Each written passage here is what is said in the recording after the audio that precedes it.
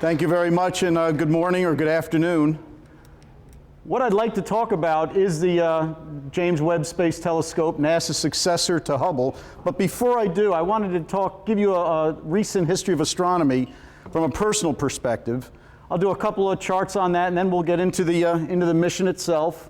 I'll talk about the challenges and the status of this mission, and then I'll sum up.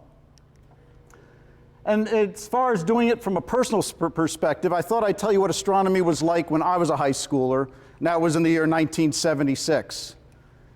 So I took one of my old textbooks from 1970s, and here were the fun facts of astronomy back then. First, our solar system was thought to contain 9 planets, and it had 31 moons that were only observed, even with the biggest telescopes in the world, as points of light. That's all they were. You could see the 4 moons of Jupiter. The really big telescopes could see all the other moons, but it's really just specks of light. The only star that was known to have planets was the Sun. A lot of astronomers suspected there were other planets around other stars, but none was ever really detected. Some astronomers were actually seriously debating as to whether our solar system was a fluke, whether we were the only ones that actually had planets. Of course, science fiction writers of the day didn't want to hear that, and Captain Kirk still traveled to all these stars and visited all these other worlds. The stars could only be observed as unresolved dots of light. Even in the biggest telescopes in the world, you could not see the surface of a star for a lot of reasons, one of which was looking from the bottom, looking up through the atmosphere means you're looking through an ocean of air, and the air distorts the images. The universe was known to be expanding, but most astronomers believed that the expansion was slowing down, might actually stop and reverse. And the reason for this was almost common sense. When you throw a ball in the air and it's acting in gravity, eventually it stops and comes back down. And they thought that the gravity of the whole universe would end up stopping this expansion and crunching it down. But also, the farthest object detected in the universe at that time was so far away, its light was traveling 5 billion years to get to us. So it would be at least 5 billion light years away. It was actually a little more than that. And the universe was thought to be between 5 and 10 billion years old, which was a problem. It was a big problem in my day because some of the oldest stars in the universe, we had very good reason to believe, were 13 billion years old. It's hard to have a star older than the universe was.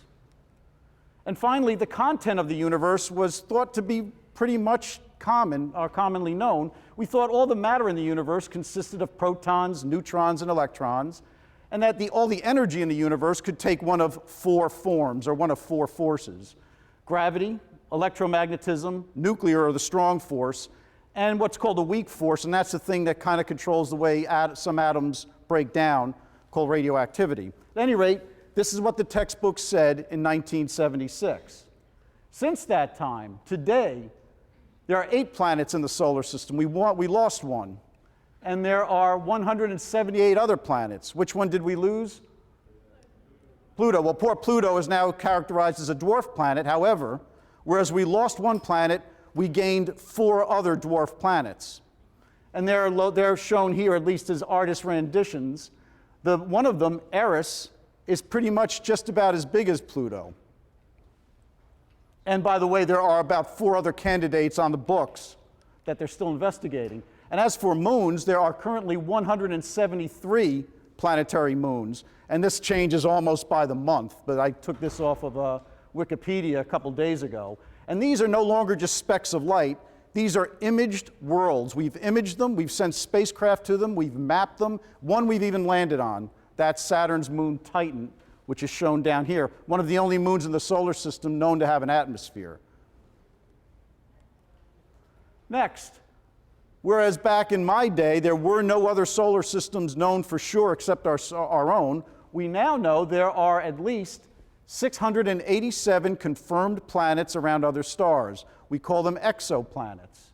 And by the end of this year, that's probably going to be between 2,000 and 3,000. They were discovered in a number of different ways, but the most exciting came in about 2008 when one of my colleagues at NASA and his team announced they had actually photographed or imaged a planet around the star Fomalhaut. Fomalhaut is a star. You can see it very low on the horizon from here in the fall. It's about 22 light years away.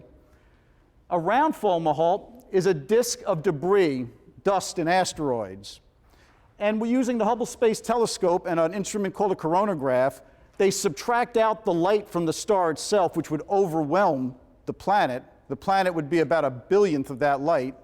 The coronagraph subtracts out that light, and what they found was a little dot up here, right there, Fomalhaut B, and I tried to get a better picture, but over the course, since they've discovered that, you can see the planet actually orbiting the star.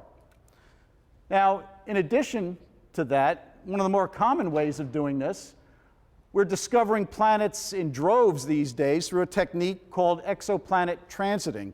What happens is a lot of these planets end up eclipsing their parent star. And if you just measure the brightness, every once in a while you can see a dip like that. It's a very small dip, but it's measurable. You can get the size of the planet from the shape of that dip. You can get where its orbit is from the duration of the dip. And there's a telescope out in space now called Kepler that has discovered, I think they've announced 300 planets from Kepler. And by the end of this year, they'll think that's going to be over 2,000. So whereas in my day, planets were thought to be rare, we now are beginning to believe most stars, if not all of them, have planets. Back in the day when I said we couldn't see the surface of stars, well, today we can see their surfaces, at least of the bigger ones. This is a star, Betelgeuse. It's in the constellation Orion, and we photographed it. Here are images of Betelgeuse in different wavelengths of light, but you can actually start to see surface features. These are bright spots. And had I found better pictures, you can actually see star spots on these. One of the other things that's very exciting, at least it's something I'd like to pursue, we can also begin to X-ray the stars and figure out what is actually going on inside of them. This was unheard of when I was in high school. But by measuring very small, minute changes in their brightness and their size, we can start to see the way these stars pulsate or ring, just like when you ring a bell. The way these stars ring tells us something about their interior. By the way, it's the same technique that's used by geologists to figure out what's in the Earth. Every time there's an earthquake and the Earth shakes a little, those waves go through the Earth, and by receiving those waves at different points, you get to know what's inside. In the same way, we now know what's inside of these stars, and we can tell a lot about them, one of which is their detailed composition, which tells us about their age, which helped us out in one of our problems. We now believe, using some of these techniques, that the oldest stars in our galaxy are probably 12 billion years old. That's going to be important in a second. Okay, now let's talk about the universe at large. It was recently announced that an object has been detected in a Hubble photograph that is about who's so far away, its light has been traveling to us 13.1 billion years. And the interesting thing is, the deeper we look into space, the more stuff we see. We haven't seen the end yet. And that's kind of exciting to a lot of us. Measurements, and this is a very big deal. A group of scientists just won the Nobel Prize for this. Whereas we used to think the expansion of the universe was slowing down, we find out it's accelerating. And gravity shouldn't do that, not a form of gravity that we know it, which led scientists to believe that there's something else at work that has been termed dark energy. There's some kind of energy that is providing that acceleration.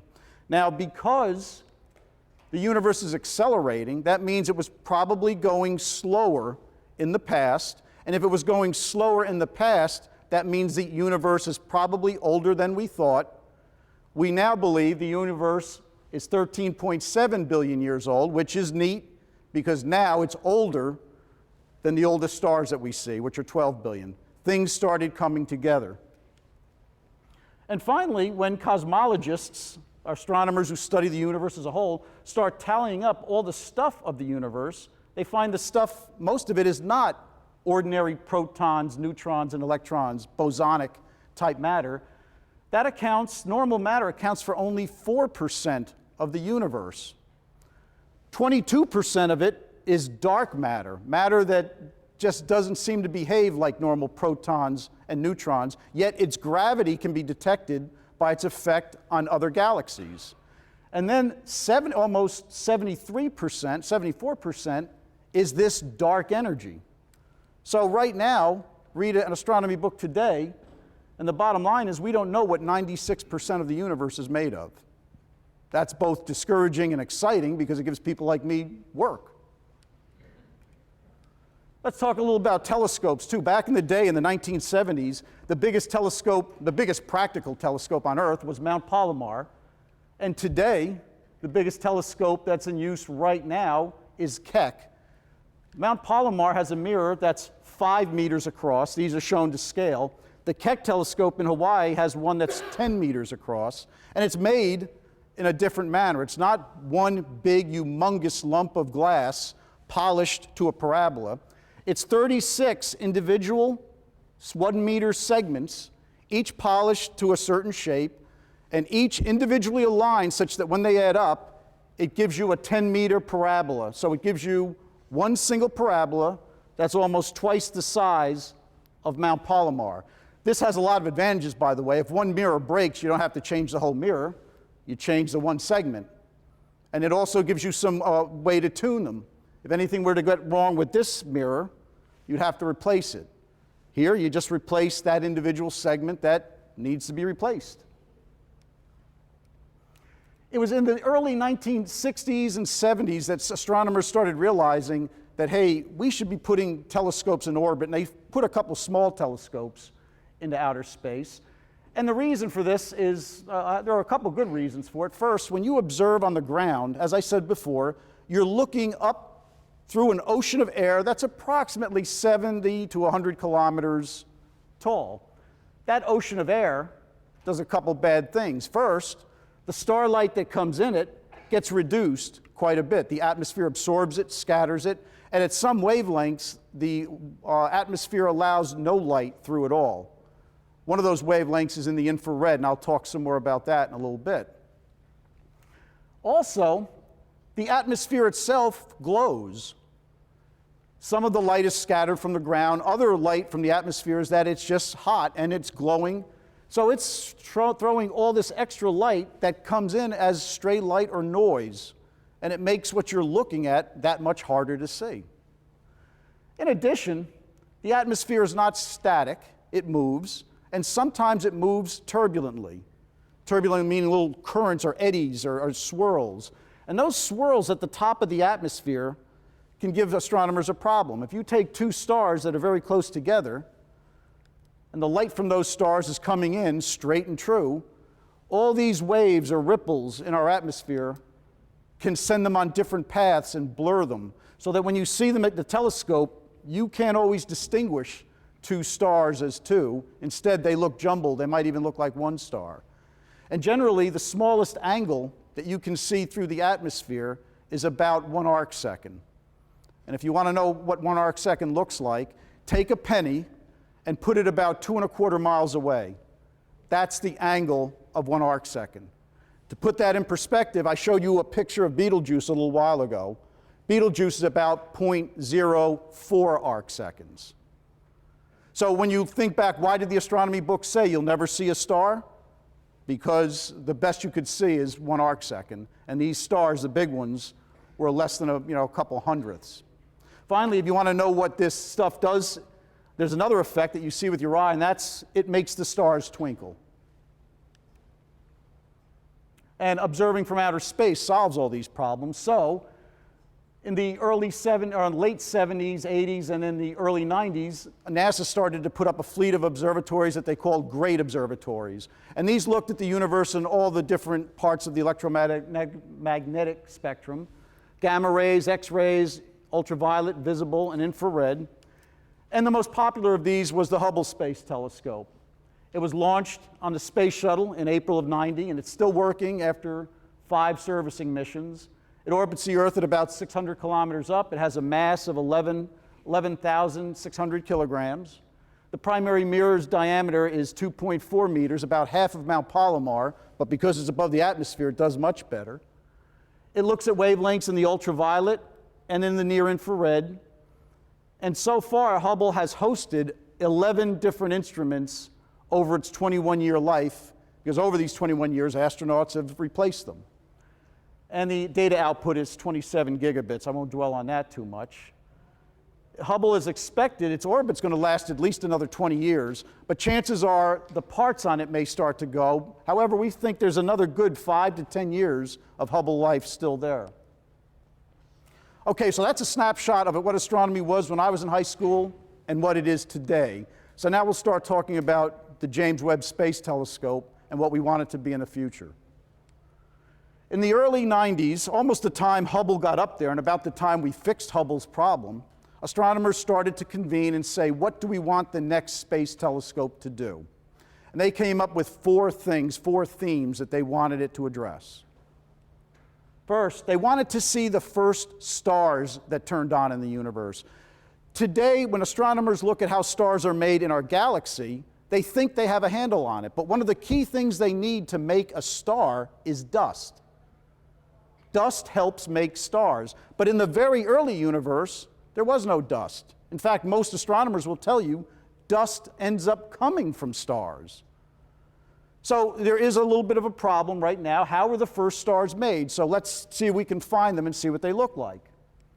The next, let's see how galaxies actually came to be what they look like today. Today, the average galaxy looks a little like that. You've seen pictures of it. But when we look at the very early galaxies, those that were about 13 billion light years away, we don't see that kind of thing. We see almost irregular type of smudges. So somewhere between 13 billion and today, galaxies changed and evolved and took on these shapes, and we want to see how. The next thing we'd like to see more and learn about how stars in our own galaxy, the ones that are near us, are actually being born. And finally, when this first came out, they said, hey, we want to learn more about planetary systems, so let's look in our own solar system. But as I told you recently, we found other solar systems, so now we'll explore those other planets with James Webb. That's what they want James Webb to do, so now let's start designing it. Well, if you're going to be looking at stuff that's so far away that it's farther away than 13 billion light years, it's going to be very, very dim. Matter of fact, it's going to be between 1 and 10 nanojanskis. Well, what does that mean? Well, I have the number up there.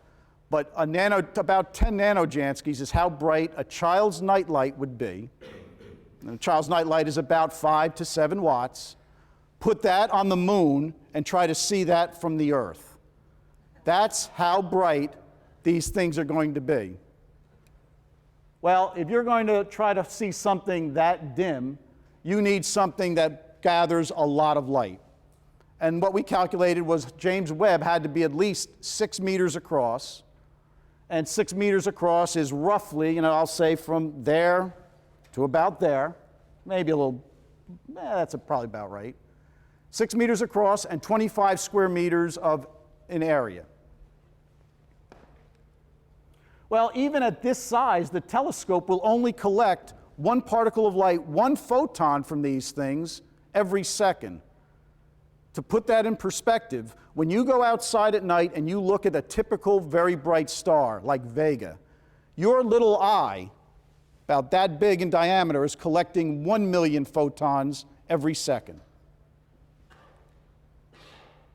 And the other problem with this is, even though we're going to put James Webb in outer space, it's still immersed in our solar system. Our solar system has dust, and that dust actually glows.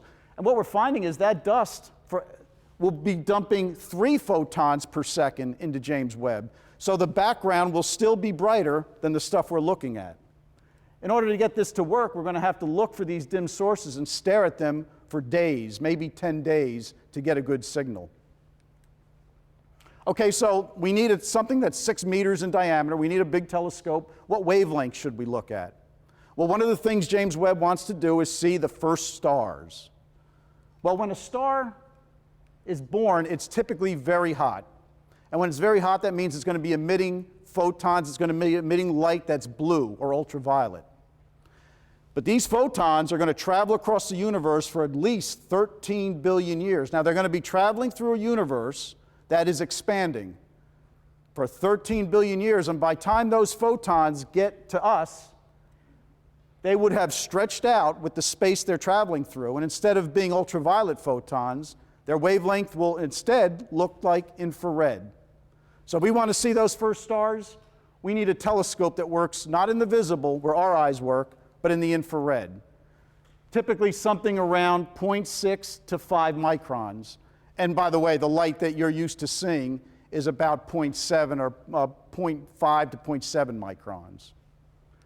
We also want to see the new stars that are being born in our own galaxy, and what I told you earlier was for a star to be born, it needs dust. Stars are born in cocoons of dust, and that means we can't see them being born. Visible light can't penetrate the dust, but infrared light goes through dust like X-rays. This is a famous photo of a nebula called M16. You can see these pillars of dust, and in these pillars, new stars are being born, but we can't see them. However, take that same picture in the infrared, and you can see right through those pillars. So if we want to see these stars being born in their dust cocoons, look in the infrared. Best one is 5 to 28 microns. Bottom line is, JWST is going to be an infrared telescope, not a visible. Well, if you're going to make an infrared, you need the type of cameras and detectors that work in the infrared.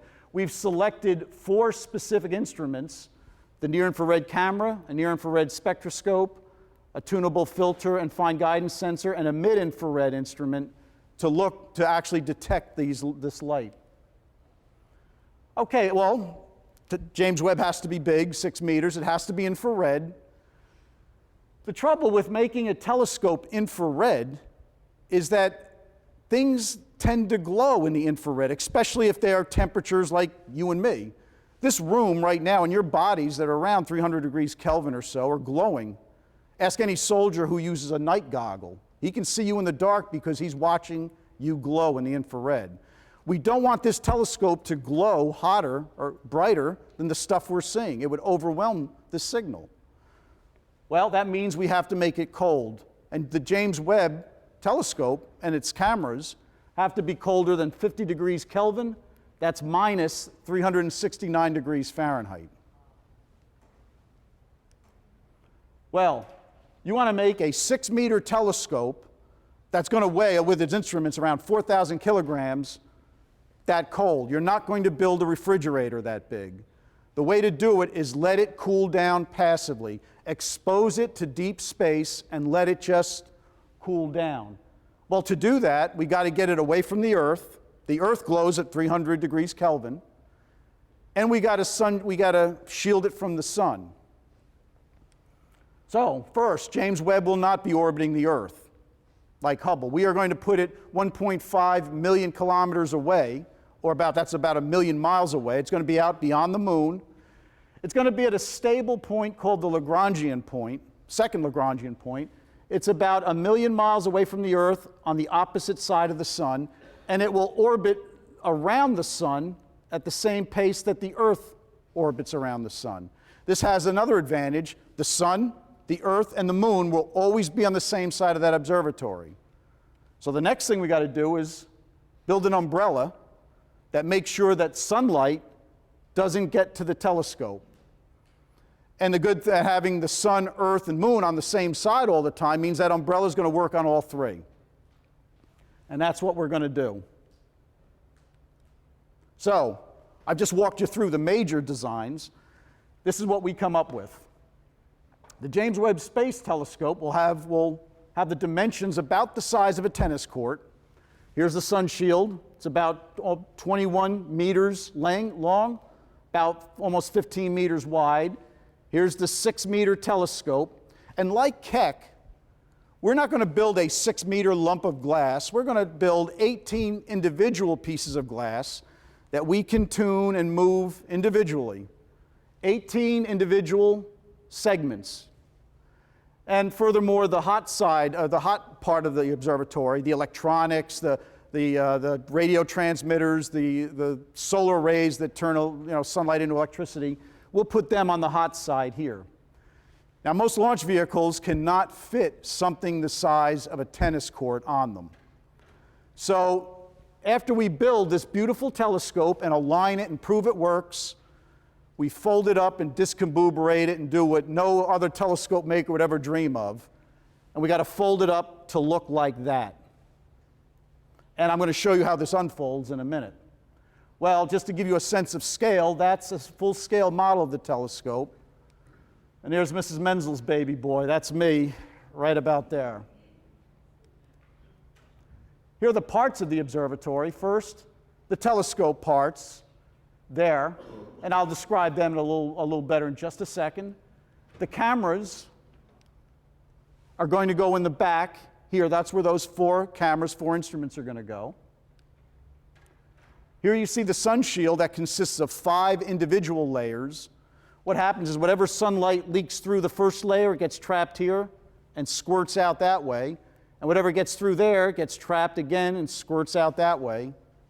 So that only about a watt or 2 of actual solar energy will make it through. And finally, there's the normal spacecraft bus with the radio transmitters, the power, the propulsion, all that kind of thing. How does the telescope work? Well, the telescope works by using 4 mirrors. Starlight comes in and bounces off that big mirror called the primary. It gets sent down to the secondary and coming to almost a focus. The secondary mirror bounces it down to a 3rd mirror right here, which bounces it to a flat mirror, and that flat mirror can actually move. It's called a fine steering mirror. That'll help us correct some of the pointing errors. And then it'll send it down to the cameras here. Okay, so we've designed the telescope, we've designed the observatory, we know what that's like. Now, my primary job as a systems engineer is to do all the rest. So what do we got to do? First, we need a ground system that can control the telescope and talk to it. Well, we already got one. The Space Telescope Science Institute, the ground segment that controls Hubble, will use that same one. We'll use the Deep Space Network at JPL to control it. We got to put it into space now. How do we do that? Well, we have partnered with the European Space Agency, and they're going to provide a French launch vehicle, the Ariane 5, shown here. It's a good deal for everybody. The Ariane 5 is about $250 million, $250 million. Europe is donating it, and in return, we say, hey, we'll give you 2 instruments you can fly on this telescope. So it's a win-win for everybody. The Ariane will launch us into a direct path out to the L2. As we go out, we'll separate from the launch vehicle, we'll start to deploy, we'll keep in constant contact through a period of about 60 days or so while we deploy the observatory, unfurl it, and check it out. And then after about a 100-day cruise, we settle into a nice stable orbit around the L2 point, and we begin the work of getting our science data. So I want to show you, I have a video now, God willing it'll work, of what the Ariane launch will look like. So if you, Phil, if you could hit it. I took 4 years of Latin in high school, only to go to Paris 9 or 10 times and not speak a lick of French. I guess the sound is not working. Oh. And you got to, let's see. Okay, here we go. This was a launch of a satellite, Herschel Planck, that is going to the same point as James Webb.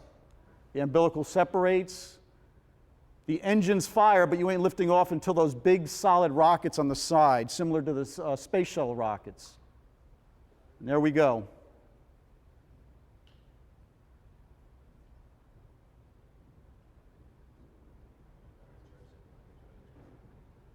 Now, I've seen 2 space shuttle launches, and it's really impressive when you see those solid rockets, even from a distance. By the way, if you've ever been to a shuttle launch, by the time the sound hits you, the shuttle is already so far up, it's unbelievable.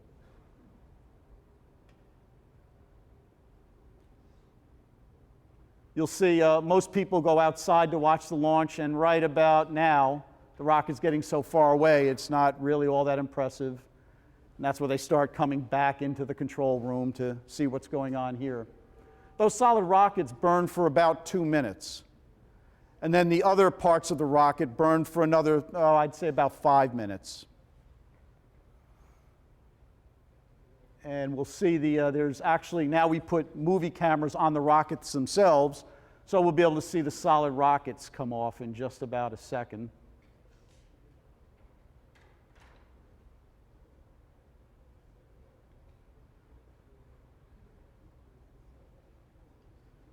And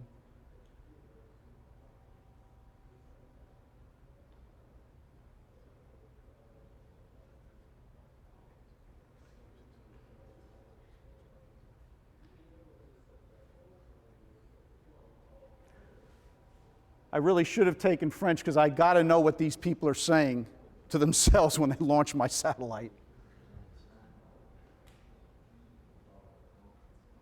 And did we? Oh, here comes the sound.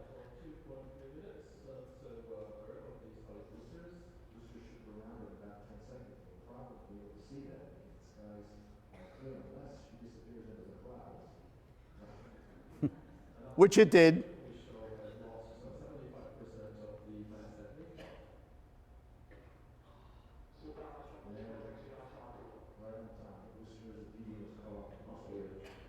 And that's what the separation looks like.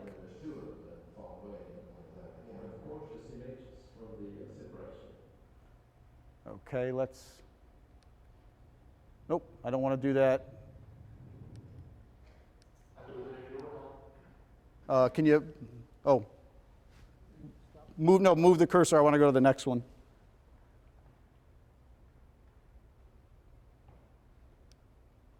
Okay, now move the cursor back on. Now that we've launched James Webb into space, we'll deploy it. The solar array comes out, the high gain antenna.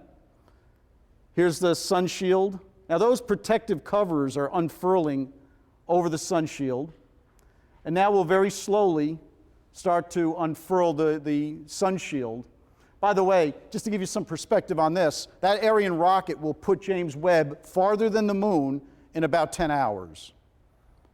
We'll start deploying the sun shield at about 2 days. We'll do it very slow, making sure nothing gets tangled up very carefully. And after we've deployed it out, we start tensioning the 5 individual layers. And it's a little hard to see, but you'll see the 5 layers start to separate from each other. And at around 2 or 3 days into the mission, we start to deploy the telescope. The secondary mirror will be the first thing that swings down, and then the 2 wings come out. By the way, you can see now why we had no choice but to make the mirror segmented, because to fold up and put it in the launch vehicle, we'd have to break it somewhere. Okay, and if you could just move it out, I'll go to the next slide. No, don't want to do that.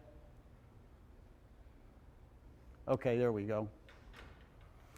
Okay, so we've designed the James Webb. Let's talk about what's hard about this, because there are a lot of things new about James Webb that are difficult. First, let's compare it to Hubble for a moment. Well, I have the 2 pictures, and they are to scale. There's the James Webb, there's Hubble. There's our mirror, 6 meters, and there's the Hubble mirror, 2.5 meters across. And here's a table that sums up the major properties of each, but I want to highlight to you a couple of the things that make my life interesting. First, NASA has told me and my team, well, you got to have 5 times the collecting area of Hubble. We've already explained why, but you got to be half the mass of Hubble, which really isn't that surprising. Hubble orbits 600 kilometers up. We want to go 1.5 million kilometers higher. It takes more oomph. The launch vehicle to do that can't carry as much mass. So because of the launcher, we have to keep the mass under 6,500 kilograms. Then the other big deal, we got to make James Webb cryogenic. The Hubble Space Telescope, at least most of it, operates at the same temperature that you or I are at right now. But James Webb has to operate at 40 Kelvin. And there's a lot of interesting things that happen when you try to make something work at 40 Kelvin. For instance, the mirrors, and just materials in general, when you cool something that has a nice shape at ambient to 40 Kelvin, it'll warp, it'll distort, it'll bend, it'll change. And that happens to the very mirrors that we're polishing. So what we have to do for James Webb is polish the mirrors such that they're distorted at ambient temperatures by the right amount, such that when we cool them down, they'll undistort and be the right shape at 40 or 50 Kelvin. That's called cryogenic figuring, and that is a very intricate, hard process. It involves a lot of trial and error. Polish the mirror, take it down to cryogenic temperatures, see where the errors are, and then unpolish those errors back at ambient, cool it down. It's a long process, and it's a hard one. Well, the other challenge that I've showed you is we have to take a perfectly good telescope, and after we align it and make it, discombuberate it. Well, that means that once we put this thing on orbit and we do all those deployments I just showed you, we need a way to align it robotically or remotely from the Earth. When we deploy it, all those segments are going to be mispointed. The secondary mirror is going to be mispointed. So what we've come up with is a sequence of procedures where we measure the starlight with the distorted deployed image. We analyze that starlight to find out where the errors are, and then we move each of those individual mirrors such that we fix it.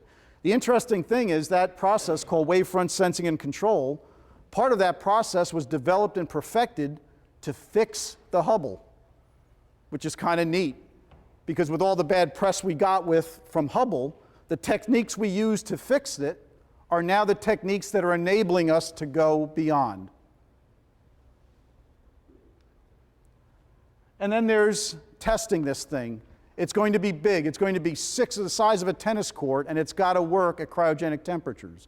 Now, the way you would test a normal satellite, you'd build it, you'd put the entire satellite into a big thermal vac chamber, and you would test its performance after it's all built. We cannot do that on James Webb. There are no chambers big enough to do that. So we have to build it up incrementally, and here's how we're going to do it. The ISOM, the science instruments, which will be done this year, will be assembled and put together in a structure down at the Goddard Space Flight Center. That should be done in 2014. We're going to actually be assembling the telescope at Goddard. We'll put the telescope together at Goddard. We will mount it or mate the science instruments to the telescope. Then we're going to have to send the telescope and the instruments down to the Johnson Space Flight Center to test at a large thermal vac chamber there, and I'll talk more about that in a second. Meanwhile, out at Northrop Grumman in California, the spacecraft and the sun shield are going to be put together. After this test, the space vehicle and the sun shield and the telescope and the instruments are mounted together and shipped down to the launch center in French Guiana. Now, this is where we're going to test, or what we're going to test down at Johnson. The telescope and the science instruments are going to be kind of mounted on the floor looking up. We're going to have test sources at the top of this chamber, and the entire chamber, everything in here, will be cooled to a temperature of around 50 degrees Kelvin. It is the largest cryogenic thermal vac chamber right now. And to give you a sense of how large it is, from there to there is about 5 stories. And here's a picture of it to give that picture scale. There's the individuals, and this is the cranes that are being used to modify that chamber. By the way, this is the same chamber where the lunar module was tested. For those that have gone to the movies, I guess it's also the same chamber where they filmed Transformers 3. And some of us, at least at NASA, were there when they were filming it, hoping to get in the movie, and I kept trying to weasel my way into telling the director, hey, when I describe James Webb to the small children, I describe it as a transformer because of the way it's popping out and doing all these deployments. I was hoping to get a spot, but it didn't work. Well, where are we right now in building this telescope? As it turns out, most of the stuff that required the most time is behind us. All the optics, 100% of the optics are done, and they work to within their spec. All the mirror segments are done. The secondary, the tertiary, all those mirrors, finished. The structure that holds all those mirrors together is being built in Utah by a company called ATK, and that's about 75% done. There it is there. The structure that holds all the instruments has been built at Goddard Space Flight Center, and it's done. Technically, we say it's 90% done. We're still touching up some things. The 4 science instruments are going to be delivered at the end of this year, at the end of 2012. One of them, the MIRI instrument, being built by Europe, has just finished its testing. I've been just out in Amsterdam to see the results of that testing. NearSpec, which is also being built by Europe, by the European Space Agency, will be done later this year, as will the NearCam, which is being built by the University of Arizona here in the US. And the Fine Guidance Sensor will be done in April. That's being built by the Canadian Space Agency. And finally, there's one of the sunshield membranes. The sunshield is about 40% done.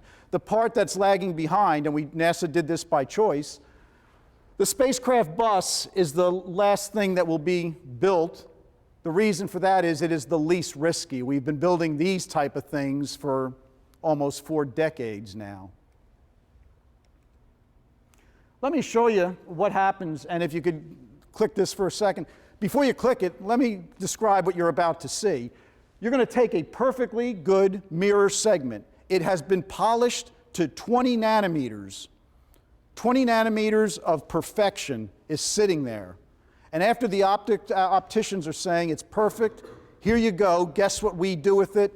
Hit it.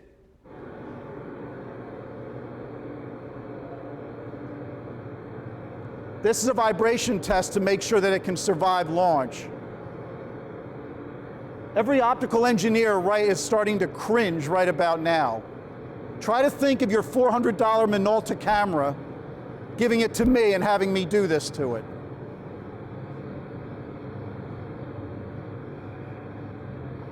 Right about now, that mirror is experiencing 9 times the force of gravity. It's being shaken right about now at 50 times per second. Will go up to 100 times per second, 100 hertz.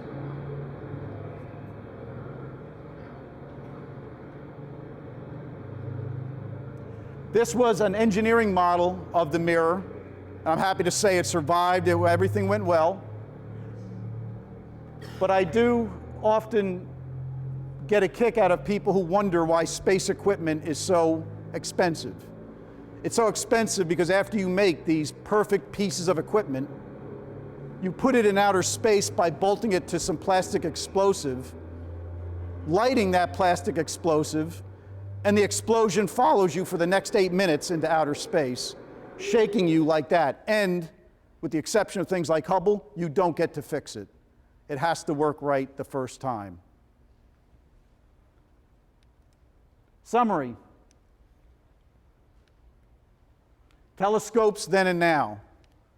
Back when I was a teenager, when I was a senior and junior in high school, the largest telescope was Mount Palomar, located in the hills of San Diego, California, 5.1 meters. It's approximately 17 meters long, and it weighs 545 tons, or 495,000 kilograms. 41 years later, here I am. I'm on a team that's building a telescope just as big as Mount Palomar. Those two are to the same scale, those pictures. It's not going to be located in San Diego. It's going to be located 1.5 million kilometers from the Earth, beyond the moon. Its primary mirror will be bigger than Palomar. It'll weigh only 1/100th of Palomar, 6,500 kilograms. So, the future. And this deals with you more than me. For astronomy, investigation of dark matter and dark energy holds the promise, or holds the possibility, of some fundamental breakthroughs in physics. You know, if you look at the history of science, every time something big like this happens, you're on the threshold of a major, major breakthrough. That will be your generation. Observations of the early universe will reveal how the first galaxies and stars were formed. It's going to be up to you guys to figure out how you can form stars when there was no dust. Observations of exoplanets hold the promise of answering one of the most fundamental questions we have. Are there other Earths out there, and is there other life? You're going to be observing other worlds of our own solar system to help answer the questions of how the Earth will evolve. When you're a scientist and you want to see how something could happen, you take a sample space. You look at, if you want to know how this bug behaves, you look at other bugs. If you want to know how our planet will behave, look at other planets. Well, you have over 178 other planets to look at now. And for those of you that aren't going to become scientists but are going to become engineers, well, you'll be the ones who'll design the successor to the James Webb telescopes, and you'll look at telescopes to explore those parts of the spectrum we haven't seen yet. One of the ones that have always intrigued me are long radio waves. You'll learn how to build these telescopes in a more cost-constrained environment. Unfortunately for me, and even more so for you, you're going to have to learn to make these breakthroughs on very constrained budgets, but there are ways of doing that. You'll have to make trade-offs between whether it's better to do it on the ground or space. And if you are going to go into space, you'll probably be very interested in using robotic servicing to maybe fix the telescopes that don't work out quite the way you'd want them to. Finally, we've seen more progress in astronomy in the past 36 years than in the past 150, maybe 200. I'm not a real great historian, but I'd make this argument. You will be the generation of scientists that will use the James Webb Space Telescope. You'll be the generation of engineers that will design the next space telescope. Think of the possibilities and what one of you may be saying to high school students 36 years from now. Thank you, good luck, and have fun with it.